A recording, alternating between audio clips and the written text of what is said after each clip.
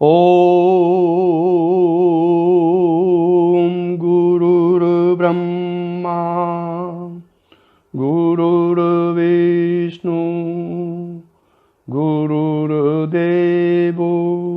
महेश्वरा गुरु साक्षात् परब्रह्म तस्मै श्री गुरुवे नमः। नित्यं शुद्ध निराभासं निराकारं निरञ्जनं नित्यबोधचिदानन्दं गुरुर्ब्रह्म नमाम्यहम्। यस्य पाद प्रभाद्यस्तां प्रपञ्चो भाति भासुरा तमहं सद्गुरु वन्दे पूर्णानन्दचिदात्मकं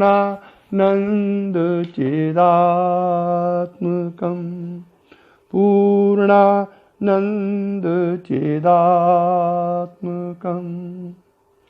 परम कारुणिक भक्त वत्सल सदगुरुदेव श्री देवेंद्र विज्ञानी जी महाराज के चरण कमलों में प्रणाम करते हुए तथा इस परंपरा के समस्त साधकों साधिकाओं की आध्यात्मिक उन्नति की प्रार्थना श्री चरणों में करते हुए योग तारावली के 7वें श्लोक से प्रवचन प्रारंभ किया जा रहा है। कल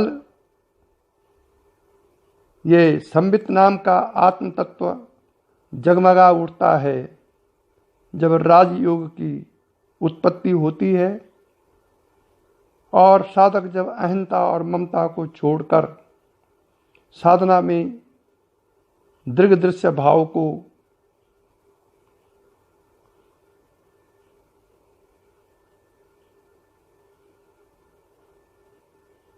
अपनाकर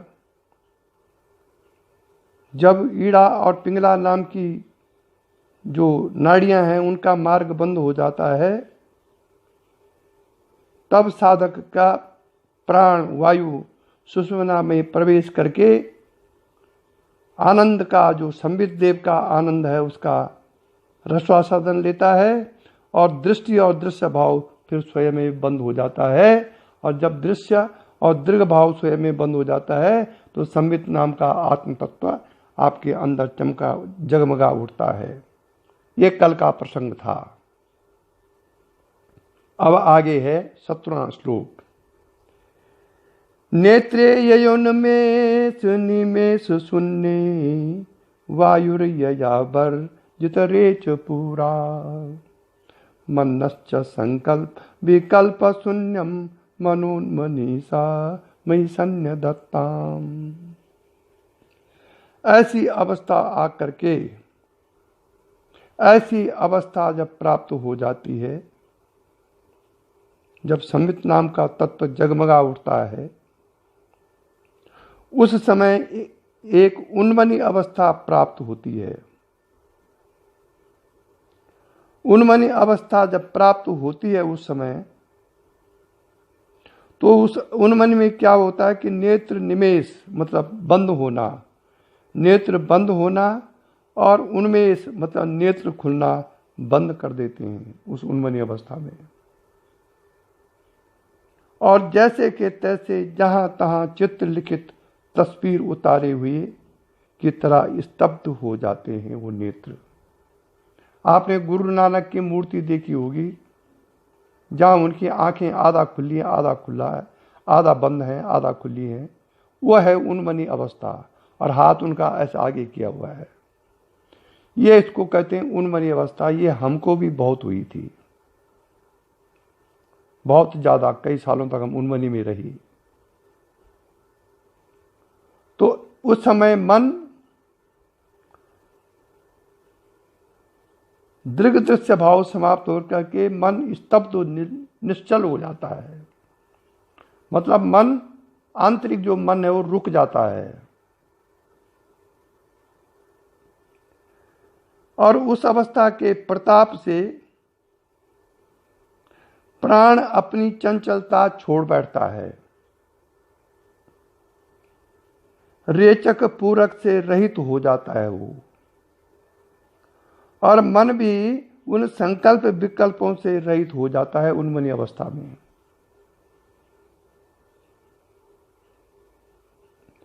जबकि मन, प्राण तथा इंद्रिय जैसी जड़ वस्तुओं पर भी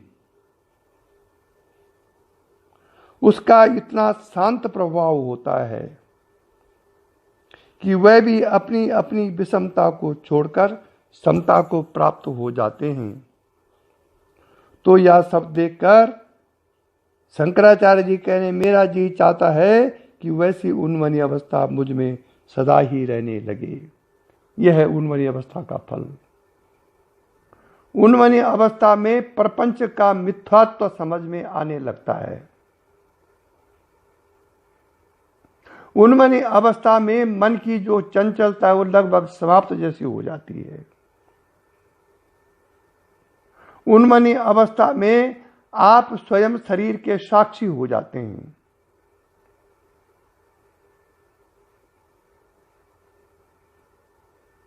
इसलिए इस उन्मनी अवस्था का वर्णन शास्त्रों में बहुत मार्मिक ढंग से कहा गया है। बड़े बड़े महात्मा चाहते हैं कि कब हमको उन्मनी अवस्था प्राप्त हो।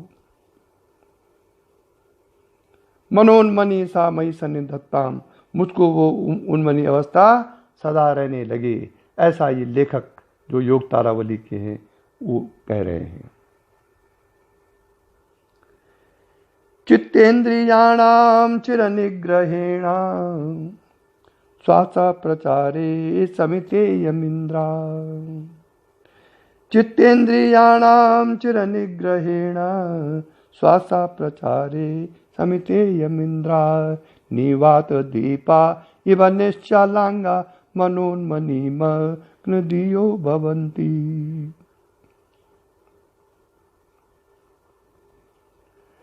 चित्त और इंद्रियों को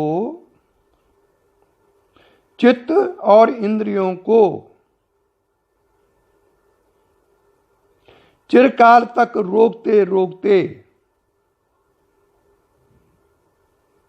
जबकि अंत में श्वास का प्रचार आना जाना भी बंद हो जाता है।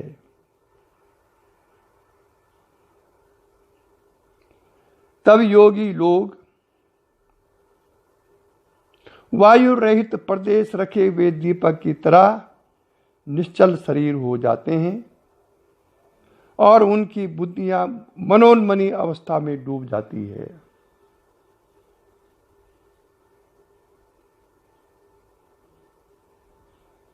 यह है अवस्था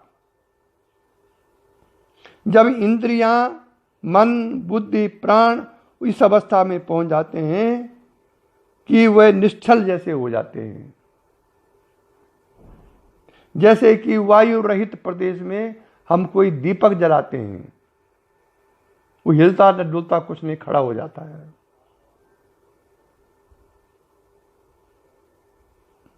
ऐसी मन और बुद्धि की जो मनोन्मनी अवस्था, उसमें डूब जाती बुद्धियां, उसमें बुद्धि डूब जाती उसमें। इस अवस्था में बाहर के संस्कार आपको अंदर चित्त में नहीं पड़ेंगे।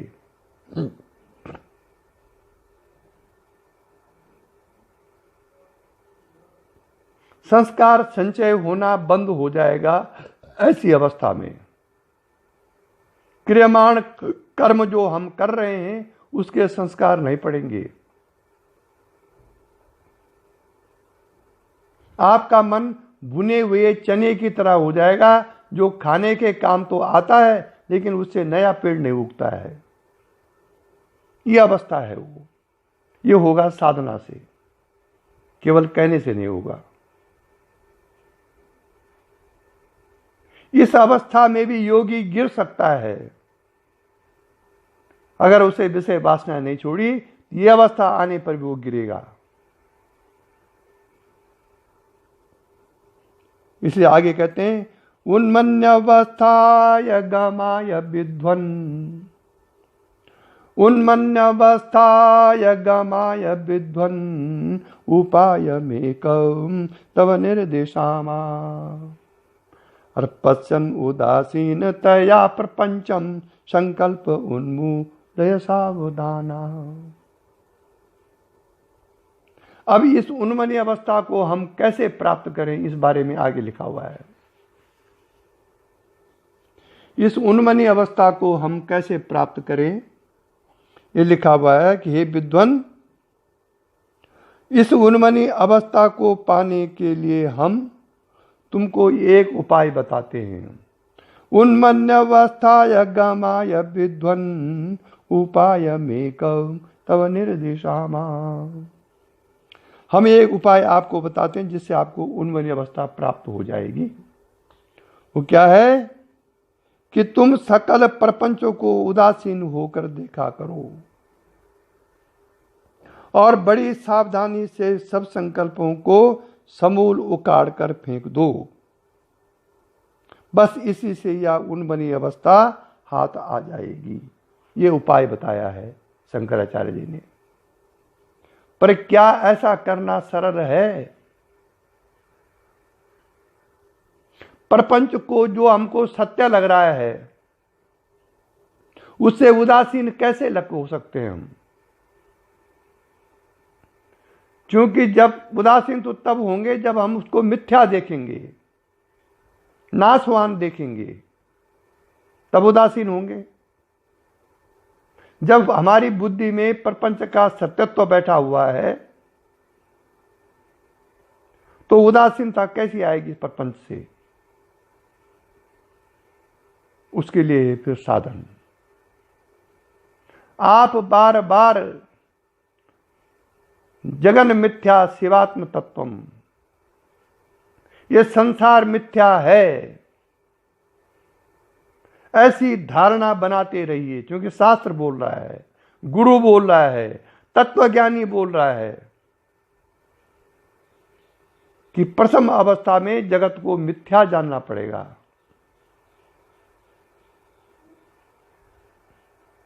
जगन मिथ्या शिवात्म तत्वम, शिव ही सत्य है।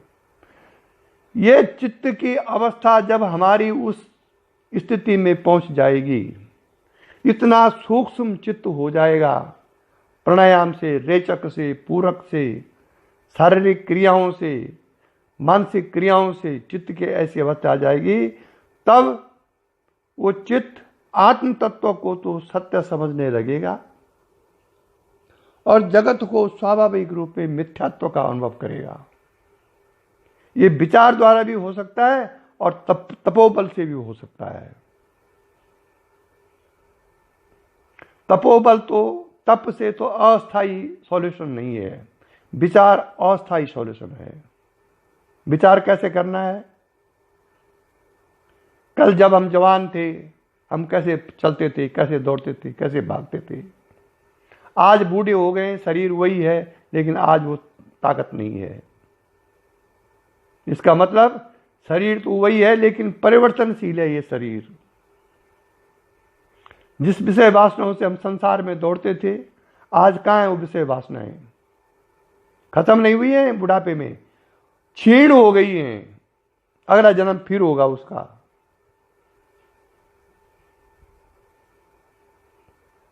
जब इक्विपमेंट्स क्षीण हो गए हैं, जब इक्विपमेंट्स में जर्जरता आ गई है, तो विषय वासनाएं चित्त में दफना दी गई है, जो कि अगले जन्म में फिर उठेंगी। इसलिए विषय वासना को यदि आपको समाप्त करना है तो तीन चीजें ध्यान रखिए। तीन चीजों की साधना एक साथ होनी चाहिए। उसमें प्रथम है परमात्म चिंतन, दूसरा है मनोनिग्रह, मन को रोकिए संसार में जाने के लिए, मनोनिग्रह, और तीसरा है वासनाक्षय। ये तीन प्रकार के साधन आपको जब करने पड़ेंगे तब जाके आपको जगत मिथ्यात्व का अनुभव होगा।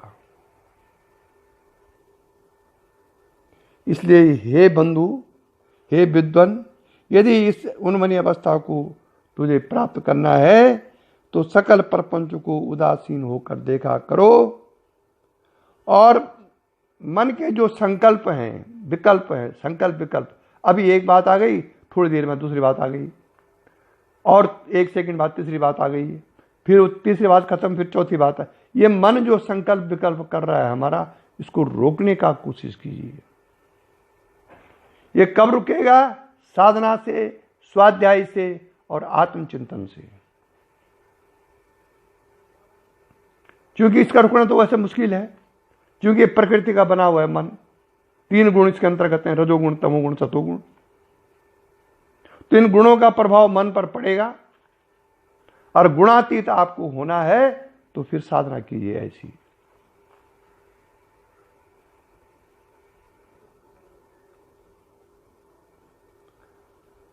जब कभी कोई अत्यंत प्रसन्नता या अत्यंत शोक की बात सुनते हैं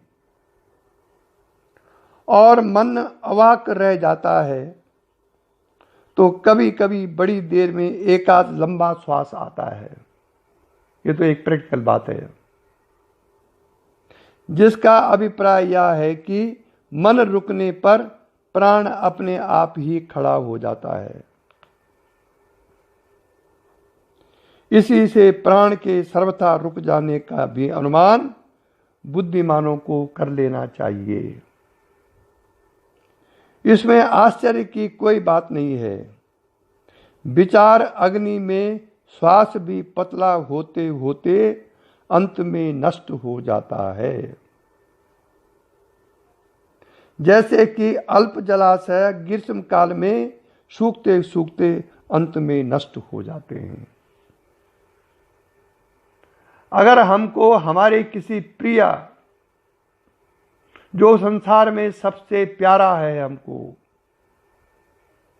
उसके मृत्यु का समाचार मिल जाता है, तो अचानक आपका मन खड़ा हो जाता है और प्राण भी खड़ा हो जाता है। थोड़ी देर बाद लंबी सांस आप लेते हैं। कौन सी अवस्था है ये? समाधि में चले गए आप। मन प्राण रुक गया, स्तब्ध हो गया, समाधि अवस्था आ गई आपकी। लेकिन इसको हम नोट नहीं कर पाते हैं। इनको बोलते हैं क्षणिक समाधियां। क्षणिक समाधियां हमको हर समय हो रही हैं, लेकिन हमारी बुद्धि उस तरफ नहीं रहती है।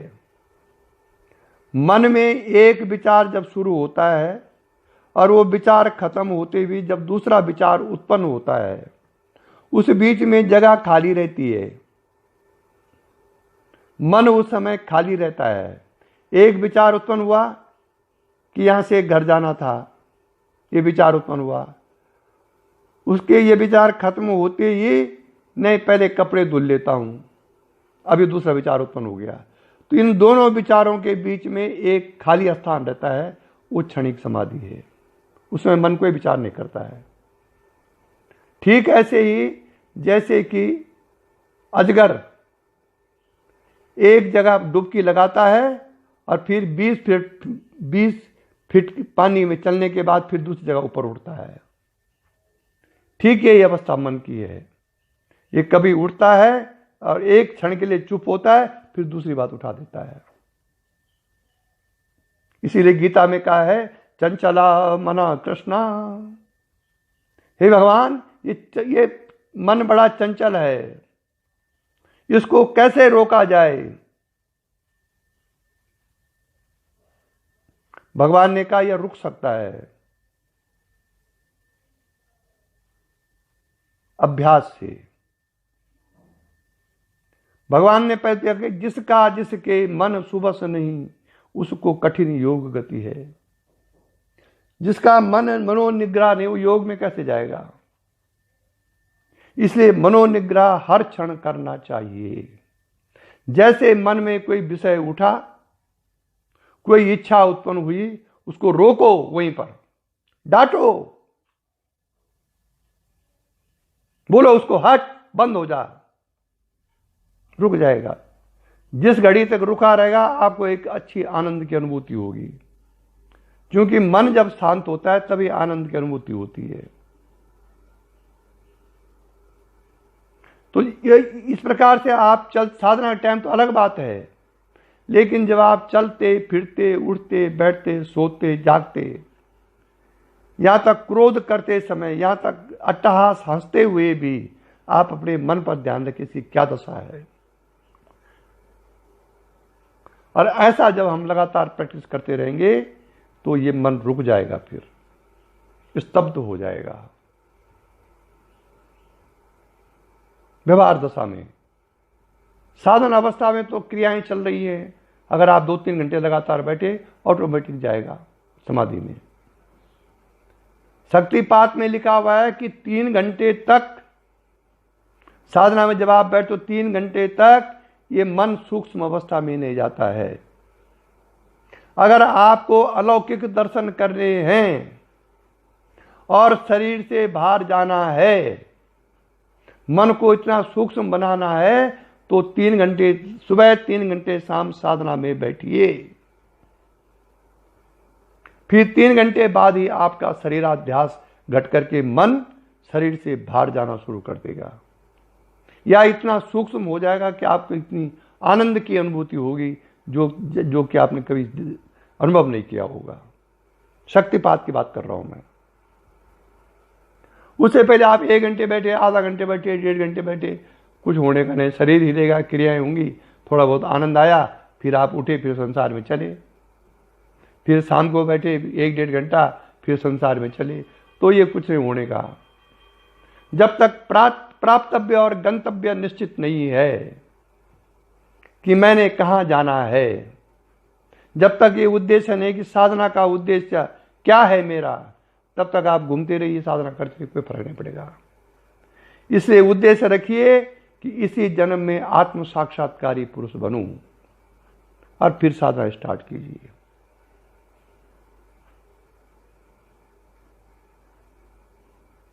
फिर जब आप आत्मा की ओर जाते हैं, आत्म साधना जब करते हैं, तो उस समय तो न दृष्टि लक्षाणि न चित्त बंधु न देश कालो न च वायुरोधा न धारणा ध्यान परिश्रमो वा समेधमाना सतिराज योगे।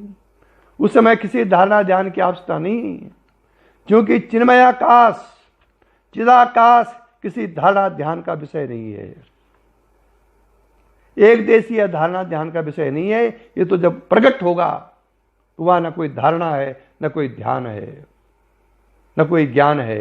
ये एक आश्चर्यमय घटना है हमारे जीवन में, जब चिन्मय आकाश उत्पन्न होगा। चिदाकाश में जब आप जाएंगे, आप जाएंगे नहीं बल्कि स्वयं आप चिदाकाश रूप हो जाएंगे। साधन श्री का पेट जगमगा उठेगा, लेकिन ये होगा करने से, केवल सुनने से नहीं होगा, पढ़ने से नहीं होगा, करने से होगा। अब है प्रसय्य संकल्प परंपराणाम संवेदना सं तत्सावधानम आलंबनासात् पचीयमानम शनैः शनैः शांति मुपैति चेता। संकल्पों को हठात नष्ट करने में निरंतर सावधान रहने वाला मन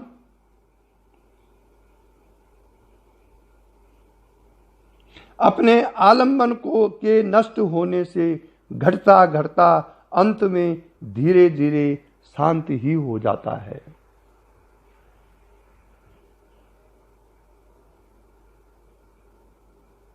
जब तुम्हारा चित्त बड़ी तत्परता के साथ उद्योग करेगा तो अनादिकाल से संचित संकल्पों के अनिवार्य बंधन को भी सहज में काट सकेगा। विषय रूपी आलंबन या भोजन के न मिलने से उस चित्त के उपवास पर उपवास होने लगेंगे। चित्त के, आपके नहीं, चित्त के। इसीलिए उपवास का परंपरा चली आई है।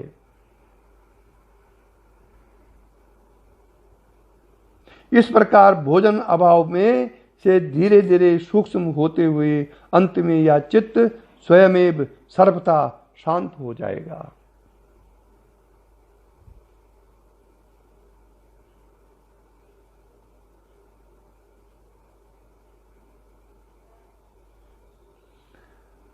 निश्वास लोपेर निवृत्ते शरीरे नेत्रांबुजे रंध्र निमीलित तश्च आविर्भवन्ति मम नस्क मुद्राएं आलोकयामो मुनिपुंगवानां।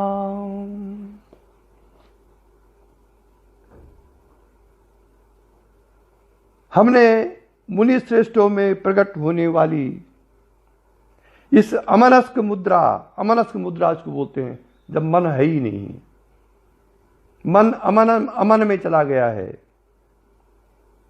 अपनी आंखों से देखा है कि उन्हें श्वास नहीं आता, उनका शरीर निश्चेष्ट होता है और उनके नेत्र कमल अधखुली अवस्था में पहुंच जाते हैं। यह अवस्था आती है।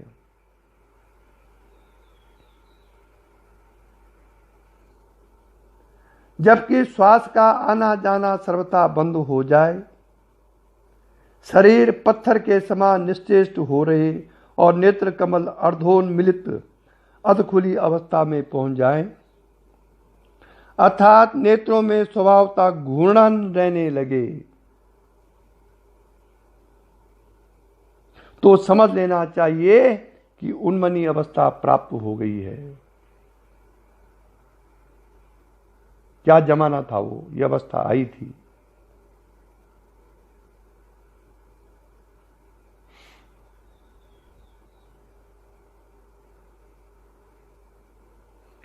और फिर जब वो उन्मनी अवस्था आती है तब क्या होता है? अमी अमीन्द्रा सहजा मनस्का द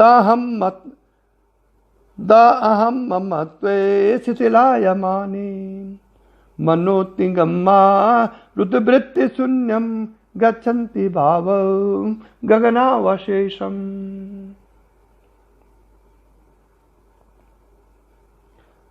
और उन्मनी अवस्था आने के बाद वो उन्मनी अवस्था स्वाभाविक हो जाती। फिर स्वाभाविक उन्मनी से अहंता और ममता ढीले पड़ जाने पर ये अमिंद्र लोग मन की पहुंच से बाहर तथा वायु की गति से रहित गगनावशेष अवस्था में पहुंच जाते हैं। आकाश तत्व में पहुंच गया मन। गगनावशेष मतलब आकाश तत्व में। और फिर अभ्यास के परिपाक होने पर जब यह उन्मनी अवस्था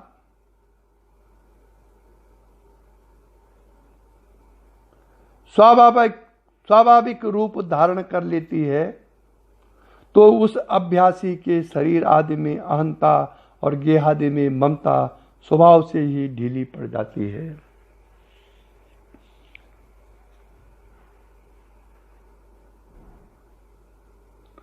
तब उस अमिंद्र को ऐसा अद्भुत ब्रह्म भाव प्राप्त होता है कि ज्ञान के साधनों में सर्वोत्तम साधन मन भी वहां तक नहीं पहुंच पाता। प्राण तो बेचारा बंद ही हो जाता है।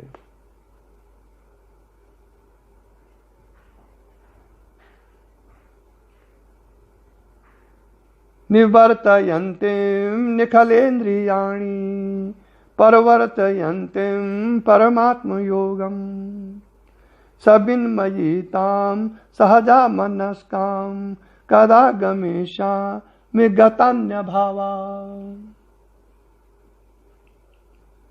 मैं सब बातें भूलकर, साधक को ये भाव करना चाहिए कि कब मैं सब बातें भूलकर सब इंद्रियों को रोक देने वाली परमात्म योग को प्रवृत्त करने वाली उस ज्ञानमयी स्वाभाविक अवस्था को कब प्राप्त हो सकूंगा, ऐसी इच्छा अंदर से करनी चाहिए।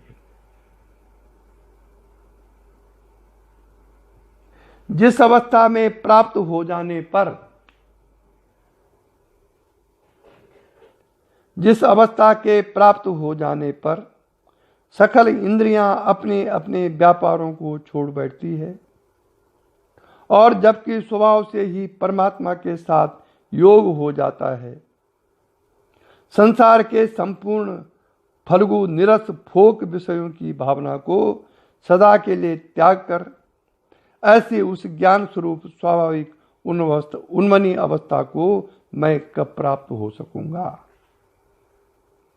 ये साधक को ऐसी इच्छा अपने अंदर करनी चाहिए। उन्मनी अवस्था का अर्थ यह है कि मन इतना अंदर हो जाता है कि शरीर तो चलता रहेगा, इंद्रियां सब काम करती रहेंगी स्वाभाविक रूप में, लेकिन आप अंदर से आपका जो मन है वो आत्मा विमुख हो जाएगा। मन इतना अंदर चला जाएगा कि आपकी आंखों का में जो है वो घूर्णा रहने लगेगी। ये उन्मनी अवस्था जिसको प्राप्त हो गई, उसके बाद है फिर सहज अवस्था। अधिकतर लोग इसी उन्मनी अवस्था या समाधि में अटके रहते हैं, जबकि उसके बाद सहज अवस्था आनी आवश्यक है। इसीलिए कहता है कि दुर्लभा विषयो त्याग दुर्लभा तत्व दर्शनाय और दुर्लभा सहजावस्था सदगुरु करुणा बिना। पूर्ण ज्ञान होने के बाद भी यदि सहज अवस्था नहीं है आई, व्यवहार में वो ज्ञान नहीं उतरा, तो आप फिर अभी अटके हैं। इसी के साथ आज का प्रवचन समाप्त हुआ। यही दिव्य दृष्टि हमें दीजे भगवान, हो कण कण में निस दिन तुम्हारे दर्शन। लखों नित्य सर्वत्र मूर्ति तुम्हारी, सुनो जड़ जगत से एक कीर्ति तुम्हारी। यही दिव्य दृष्टि हमें दीजिए भगवान, हो कण कण में निस दिन तुम्हारे ही दर्शन। लखों नित्य सर्वत्र मूर्ति तुम्हारी, सुनो जड़ जगत से एक कीर्ति तुम्हारी। प्रलय हो ये संसार और सृष्टि सारी, न बिचले कभी बुद्धि निश्चल हमारी। यही दिव्य दृष्टि हमें दीजिए भगवान, हो कण कण में निस दिन तुम्हारे ही दर्शन। तेरी शुभ सत्ता बिना हे प्रभु मंगल मुँह, पत्ता तक हिलता नहीं, खिलता नहीं है फूल। रोम रोम में तुम रमे, फिर क्या रहा बिछो, लेकिन तुम मिलते नहीं, मुझको कैसा संयोग। ओम असतो मा सद्गमया, तमसो मा ज्योतिर्गमया, मृत्योर्मा अमृतं गमया। ओम शांति शांति शांति।